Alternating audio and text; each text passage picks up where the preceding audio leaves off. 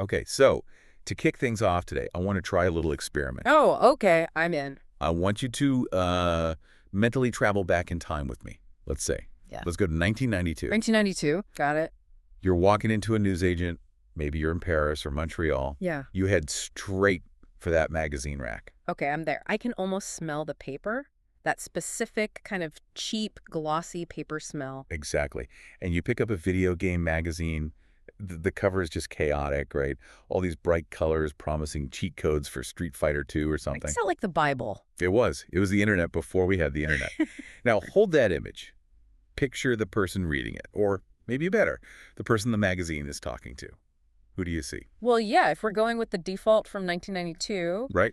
it's teenage boy. Right. Probably wearing, I don't know, an oversized T-shirt, obsessed with computers, and definitely, undeniably, male. That's the one. That's the gamer archetype. But here's the question for today. Was that image just reality? Or was it constructed? And more importantly, and this is where things get really interesting, how did that specific image from 30 years ago end up shaping the education system of today? It sounds like a massive leap, doesn't it? Connecting a Super Nintendo review from 92 to, a classroom today. It does, but that's exactly what we're digging into. Yeah. We've got this fascinating study on the desk. It's called Representation of Players in the Francophone Video Game Press, just published December 2024 by Julian Alvarez and Thierry Lafouche. And I know Francophone Video Game Press sounds super niche. It does. But the implications here are, they're huge. This isn't just about nostalgia. This is a massive data project. Right. A lexicometric study. They analyzed nearly 40 years of media to track how women were kind of written out of the gaming story and how that created this cultural baggage that we're still dealing with. Cultural baggage is a perfect way to put it. Yeah. So, okay, let's open this up. First, just give us the scale. What does it mean to analyze the press? It's not a couple of back issues from an attic, I'll tell you that. Right. It's big data meets history. Okay. Alvarez and Lafouche built a corpus, a huge database of 1,075 documents. 1,000. And it covers this massive window of time from 1982 all the way to 2019. So you're getting the entire golden age of print journalism for gaming. From the Commodore 64 days up to, like, the PlayStation 4 era. Pretty much. And the names of these magazines, for anyone who is there, are legendary. The heavyweight in this data set is a magazine called Joystick. Oh, Joystick. Yeah, even I know that one. That was the big one. It was the Titan. They have 213 documents just from Joystick. But then you have Tilt Microlosers with over 100, Player One with almost 90. So Player One, Generation 4, Joypad. These weren't just catalogs for games. No, and that's the crucial point. Before the internet, before Twitch, before any of that, these magazines were the gatekeepers. Yeah. They were the only way to know what was going on. But more than that, they literally defined the culture. The language, the jokes, the whole identity of what it meant to be a gamer. They built the clubhouse. They built the clubhouse, and they decided who got in. And I'm guessing what this study argues is that they put up a no girls allowed sign. Whether they meant to or not, yeah. That's the argument, backed by a lot of data. Okay, so how do you prove that? Because it feels easy to look back now and say, oh, that's sexist, but that's subjective. How do they make it objective? That's where the lexicometry part comes in. It's a fancy term for statistical text analysis. Okay. They didn't just read the articles. They fed the text into algorithms to count specific keywords and, crucially, to analyze the context around those words. So they're looking for patterns in the language itself. Exactly. And in French, this is especially revealing because, nouns are gendered. In English, player is neutral. But in French, you have joueur for a male player and joueuse for a female player. Which makes counting them pretty straightforward, I'd imagine. It gives you a very clear binary data set. So they track 4 keywords: joueur, male singular; joueur, male plural; joueuse, female singular; and joueuse, female plural. And just on a basic level, what was the ratio? Well, as you'd probably guess, it's a very strong underrepresentation, to use the study's own words. For huge chunks of this history, the female player is basically invisible, statistically speaking. Okay, but let me play devil's advocate for a second. In French, the masculine form is often the default, right? If you have 10 women and 1 guy, you use the masculine plural, joueur. Yep. So couldn't this just be a quirk of grammar, not bias? That's the standard defense, and it's the first thing they address. That's why they didn't just stop at counting the words. They did a contextual analysis. They looked at the actual sentences where the female term, joueurs, did show up. They wanted to know the, let's say, the flavor of the usage. So when a woman was mentioned, what was being said about her? Right. They categorized it. Was the article talking about equality? Was it talking about, say, an avatar in a game? Or, and this is the grim part, was it making sexist comparisons about performance? And what did that look like? The study found that when the plural joueuses was used, the tone very frequently shifted. It took on, and this is their term, a sexist nature. So it wasn't just descriptive. No. It was comparative. It was often defining women as this separate and usually lesser category. So it wasn't, here's some people who play games. It was more like, here are the gamers. Oh, and look, some girls are trying too. That's it, exactly. It created a structural inequality. The study points to other sociologists who argue that we're not just looking at different habits, we're looking at a hierarchy. The real gamer was male. The female gamer was an anomaly or a marketing target. And this just went on for 40 years. Pretty much. The study notes that even when the industry started to change, you get more female protagonists like Lara Croft. Yeah, it's Tomb Raider. The commentary, the journalism didn't necessarily keep up. The product changed, but the reviewers were kind of stuck in the past. Which brings up the question of who was writing this stuff. I'm guessing the Joystick newsroom in 1995 wasn't a 50-50 gender split? You'd be guessing correctly. The researchers tried to verify the gender of the journalists, and yeah, it was overwhelmingly male. So you get this feedback loop. A print media echo chamber. It lasted for decades. And that echo chamber cemented what they call a social representation. Okay, let's pause on that term. Social representation. What does that mean here? It's a sociological concept. Yeah. It's basically the system of values and ideas that we all sort of agree on to make sense of the world. The shared reality. Exactly. So Joystick didn't just tell you if a game was good, it told you who a gamer was. It created this shared reality where gamer equals male. And once that's set, it's incredibly hard to change. It's like concrete. And this is where we get to the really surprising part of the research, because if we stopped here, it would just be a history lesson. Right. Old magazines were sexist.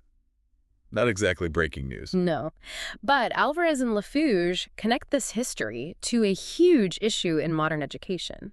This is the so what moment. The link to schools. Yeah.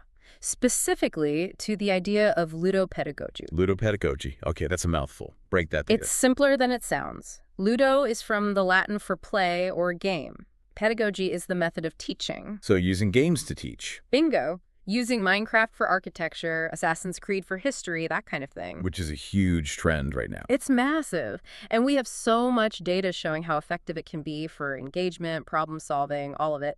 But there's a problem. The adoption rate isn't what it should be. It's inconsistent. And we usually blame that on, infrastructure, budgets, not enough computers in schools. Sure, all valid concerns. But this study says maybe you should look at the teachers, or more specifically, the demographics of the teachers. Okay.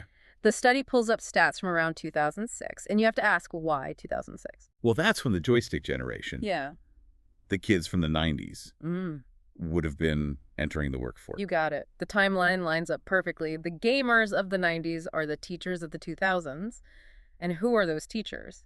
Well, in France in 2006, 80% of primary school teachers were women. 80%, wow. And 57% of secondary school teachers were women. The teaching profession, especially for younger kids, is predominantly female. I think I see where this is going. You do the math, right? You have a whole generation of women who were told by the media that video games are for boys.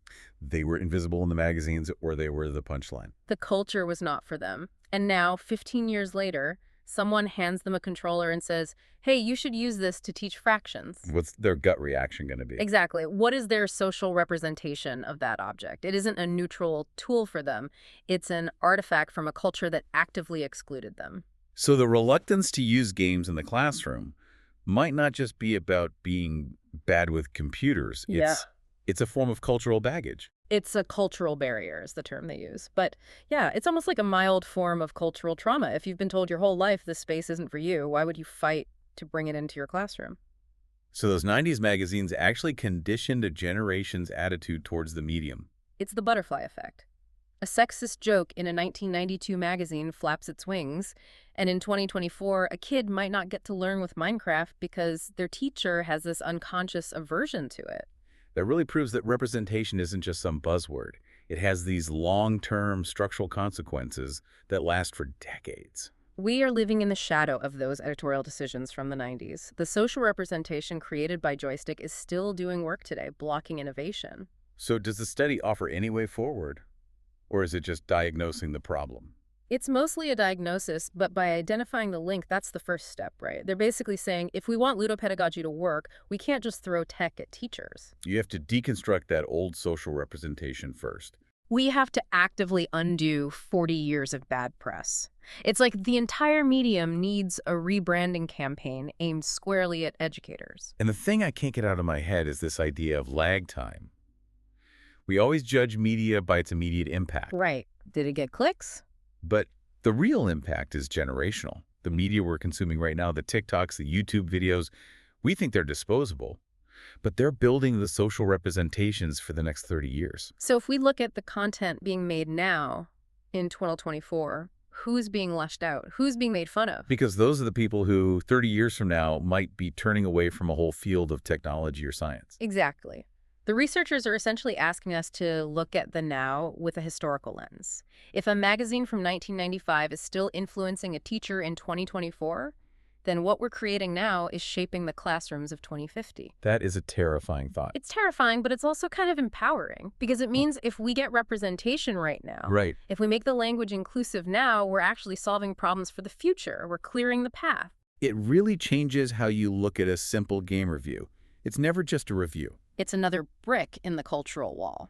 And that wall stands for a long, long time. Now, before we finish, I want to circle back. The study focuses on the Francophone press. Do you think this is unique to France, or could we apply this same logic elsewhere? The French language makes the data really clean because of the gendered nouns, but the culture?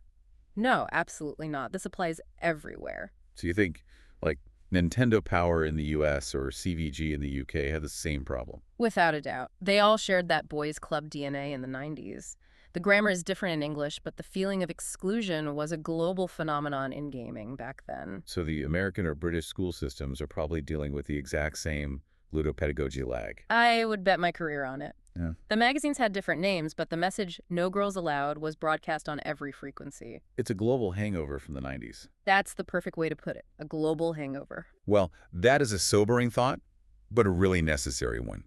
We started this deep dive with pixelated sprites and ended up in the sociology of the modern school system. That's what these dives are all about. You pull on one loose thread from a 1992 magazine, and the whole tapestry of today just unravels. So for the listener, what's the one big takeaway? I think it's this. Be aware of who is missing from the picture. When you read something or watch something, just ask yourself, who is this for? And who is it ignoring? Because that silence, that invisibility, it has consequences that last a lot longer than you'd think. The silence is just as loud as the noise. Beautifully put. We're going to leave it there. A massive thank you to Julian Alvarez and Thierry Lafouche for this incredible piece of research. Absolutely. A really important study. And thank you for listening. If you enjoyed this, take a second look at the media you love with fresh eyes. You might be surprised by what you see or who you don't see. We'll catch you on the next one.